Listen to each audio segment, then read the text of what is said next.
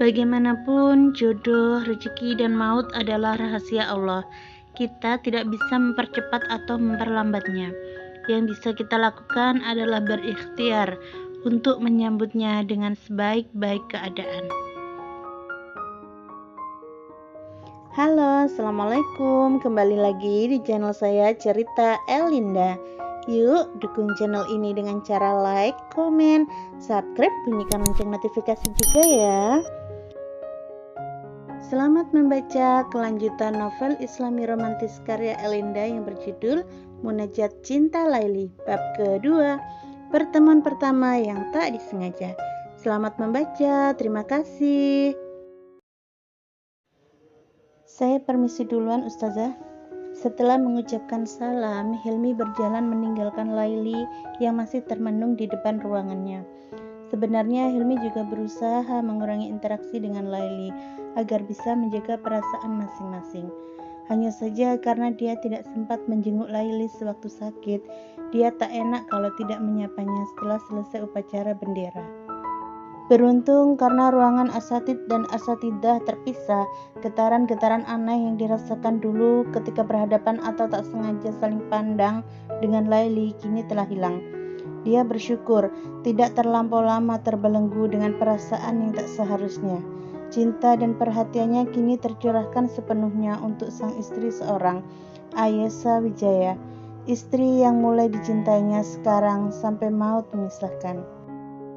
Sesampai di mejanya, suara ponsel di saku celana Hilmi berdering, merogohnya dan dia tersenyum membaca nama yang tertera di layar tersebut. Assalamualaikum warahmatullahi ya akhi. Waalaikumsalam warahmatullah. Kaifa haluka? Alhamdulillah, ana bi khair. Hilmi, sekarang aku di Malang, di Unisma tepatnya. Oh ya, ada acara apa? Ada kuliah umum sekalian kerjasama antar universitas. Aku yang diutus menangani. Kamu ngajar sekarang? Alhamdulillah, bakal sering ke Malang kalau begitu. Iya, ini aku mau ke kelas. Mampirlah ke sini kalau urusanmu sudah selesai. Sudah lama kita tak bertemu. Baiklah, tapi mungkin lusa baru bisa ke tempatmu. Setelah urusan di sini beres, kirim alamatnya ya. Insya Allah aku akan ke sana. Setelah mengucapkan salam penutup, obrolan via ponsel itu terputus. Hilmi mengirim pesan titik lokasinya melalui Google Map. Dia senang akan bertemu dengan sahabat lamanya, teman seperjuangan ketika menimba ilmu di negeri piramida. Seorang lelaki bertubuh tinggi tegap, hidung bangir, rambut rapi, dan sebuah kacamata bening melengkapi tampilannya. Melangkah menuju bangunan memanjang 2 lantai di depannya, menuju ke sebuah ruangan bertuliskan resepsionis. Dia memperkenalkan diri dan menyebutkan keperluannya untuk ke sana. Resepsionis tersebut menghubungi seorang, lalu setelah telepon ditutup, dia mempersilahkan lelaki tersebut untuk duduk di ruang tamu yang telah disediakan. Duduk menunggu sambil mengecek ponsel yang dibawanya. Sesaat kemudian seorang perempuan masuk secara tergesa-gesa, tanpa melihat laki-laki tersebut yang memang duduk bersandar di sofa yang sejajar dengan pintu. Jadi, hampir tak terlihat kalau orang tidak menengok ke sisi kanan. Perempuan itu menuju laci yang ada di pojok ruangan tamu tersebut. Mana ya? Kata Abah ada di sini. Perempuan tersebut bermonolog sambil memilah-milah tumpukan kertas di laci, membelakangi lelaki yang telah mengamatinya tak tahu harus bersikap bagaimana. Tamu tersebut hanya diam memperhatikan kegiatan perempuan tersebut. Assalamualaikum. Sebuah suara mengalihkan pandangan kedua orang dalam ruangan tamu itu. Perempuan tersebut berbalik dan tertegun melihat siapa yang datang. Waalaikumsalam. Bukan si perempuan yang menjawab salam, melainkan tamu yang sedari tadi duduk yang menjawabnya. Pandangan perempuan tersebut langsung beralih ke sumber suara dan matanya membulat melihat kehadiran orang asing telah duduk di sofa menghadap dirinya. Tak berbeda jauh dengan si perempuan, laki-laki penjawab salam tersebut malah memperhatikan sosok yang sedang tertegun di depannya. Masya Allah, kenapa ada bidadari cantik ini di depanku? Batin lelaki tersebut setelah berhasil memindai paras ayu nan lembut tersebut ke dalam memorinya. Ada desiran halus yang terasa menyejukkan hati lelaki bermata teduh tersebut. Ustazah Laili sedang apa di sini? Suara Hilmi membuyarkan pikiran kedua sejoli yang saling pandang tersebut. Dia melangkah dari ambang pintu menuju sofa. Saya sedang mencari buku presensi kelas 11. Waktu saya tidak masuk, Abah yang pegang. Kata beliau ketinggalan di laci ini. Sedikit terbata di awal, Laili menjelaskan maksudnya berada di ruangan tersebut. Kepalanya menunduk, tapi juga sedikit mencuri pandang pada tamu yang masih matung di depannya. Oh iya, silakan dilanjut, ucap Hilmi sambil mengangguk lalu menengok ke sisi kanan menatap tamunya. Ahlan wa sahlan ya akhi, lama tidak bertemu, tambah keren dan muda saja antum. Hilmi bersalaman lalu memeluk sahabat lamanya tersebut. Laili melongo memperhatikan kedua orang di depannya yang terlihat akrab. Akan tetapi hal itu tak berlangsung lama, karena dia sadar akan keberadaannya dan harus segera meninggalkan ruangan itu. Maaf, saya permisi Ustadz, bukunya sudah ketemu. Assalamualaikum. Laili berpamitan dengan perasaan malu, karena nyelonong masuk ke ruangan tanpa menyadari kalau ada orang di dalamnya. Namun, orang tersebut juga salah. Sudah tahu ada orang masuk, tidak ditegur, malah diam saja. Atau mungkin lelaki tadi sudah menatap gerak-gerik tubuh Laili tanpa disadarinya. Bagaimana kalau orang di luar tahu dan berpikir macam-macam tentang mereka? Apalagi tadi Hilmi yang datang ke sana. Padahal dia sudah bersusah payah move on darinya. Batin Laili semakin dongkol mengingat kejadian memalukan tersebut. Setelah berlalunya Laili, kedua lelaki tersebut duduk dan saling bertanya kabar. Adalah Abdul Halim, sahabat Hilmi sewaktu kuliah di Mesir.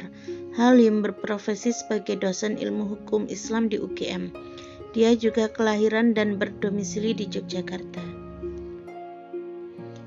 Maaf ya Hilmi, aku tak bisa datang saat kamu menikah, barengan sama acara di Undip, ucap Halim. Tak mengapa, acara akad dan resepsi di Surabaya semua. Di sini hanya tasyakuran saja. Aku juga minta maaf tidak bisa datang takziah saat kamu berduka setahun yang lalu, sahut Hilmi. Iya, aku mengerti. Ada sedikit raut kesedihan di wajah Halim. Mungkin ucapan Hilmi telah mengingatkannya kembali pada mendiang seseorang yang pernah menjalin hubungan serius dengan Halim tersebut.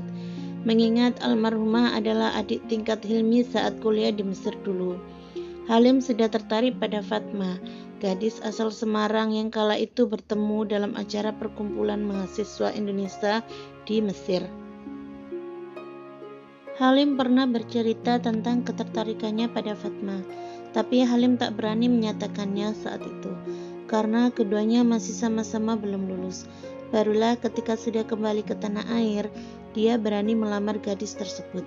Namun, hubungan serius mereka hanya bertahan 1 tahun, karena Fatma harus pergi untuk selamanya setelah melawan sakit yang diderita. Sudah jalannya seperti itu, Lim, kamu harus kuat, ujar Hilmi sambil menepuk pelan bahu Halim. Aku sudah ikhlas, tapi kenangan tentangnya masih hidup dalam benakku. Aku tak pernah menyesal dipertemukan dan diizinkan menjadi orang spesial untuk perempuan solihah seperti Fatma. Ungkapan isi hati Halim membuat hati Hilmi terenyuh. Semua sudah suratan takdir. Sekarang Fatma sudah tidak merasakan sakit lagi. Insya Allah dia bahagia jika kamu bahagia bisa melanjutkan hidup. Hilmi hanya bisa memberikan dukungan agar sahabatnya tersebut bisa mencari kebahagiaan setelah kepergian Fatma. Amin. Bagaimanapun, jodoh, rezeki, dan maut adalah rahasia Allah. Kita tidak bisa mempercepat atau memperlambatnya. Yang bisa kita lakukan adalah berikhtiar untuk menyambutnya dengan sebaik-baik keadaan.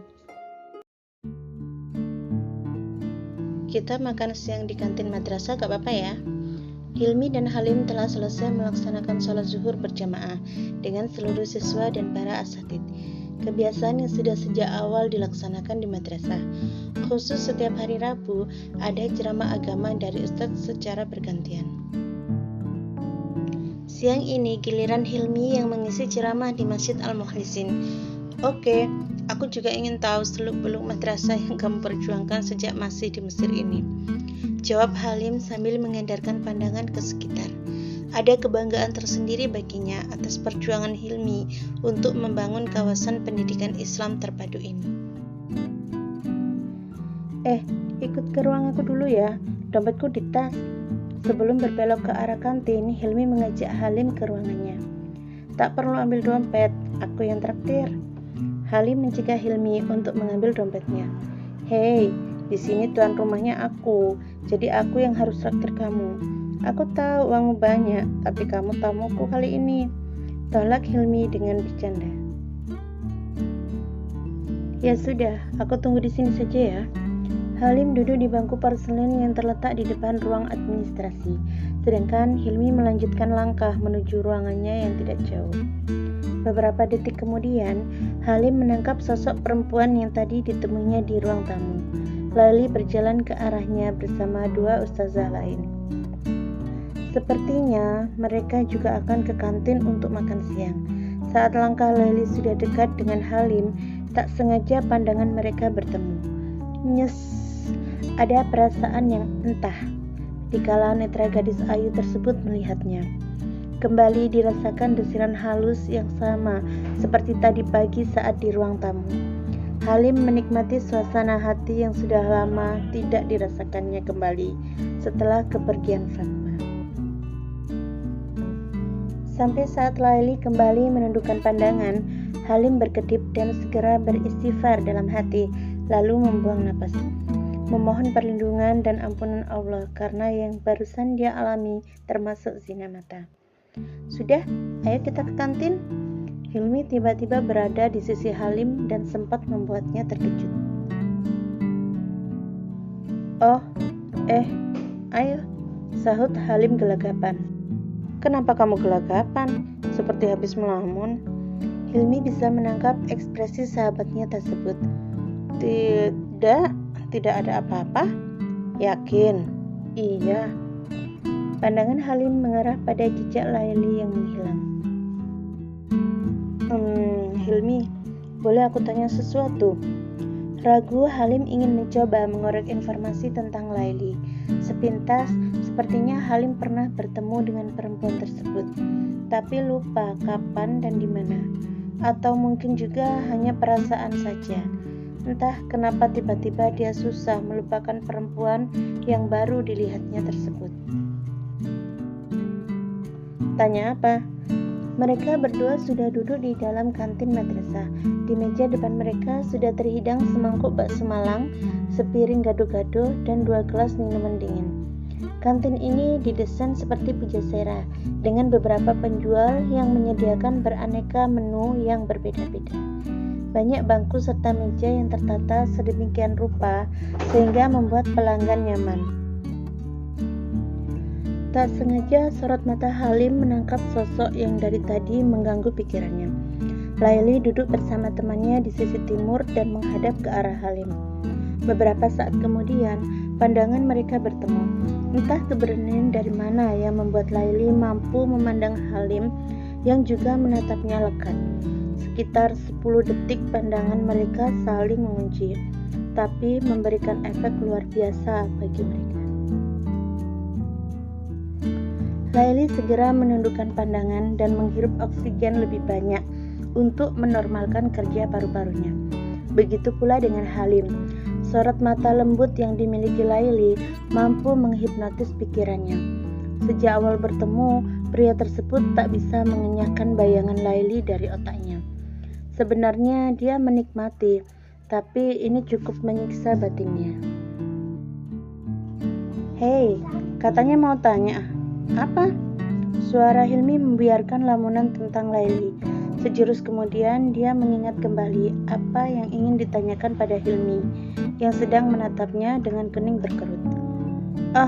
Afwan, Aku lupa apa yang ingin kutanyakan. Lanjutkan makannya. Halim belum siap mengajukan pertanyaan tentang Laili. Dia harus tahu dulu perasaan apa yang sedang mengusiknya, karena bertemu dengan perempuan berhijab syar'i tersebut.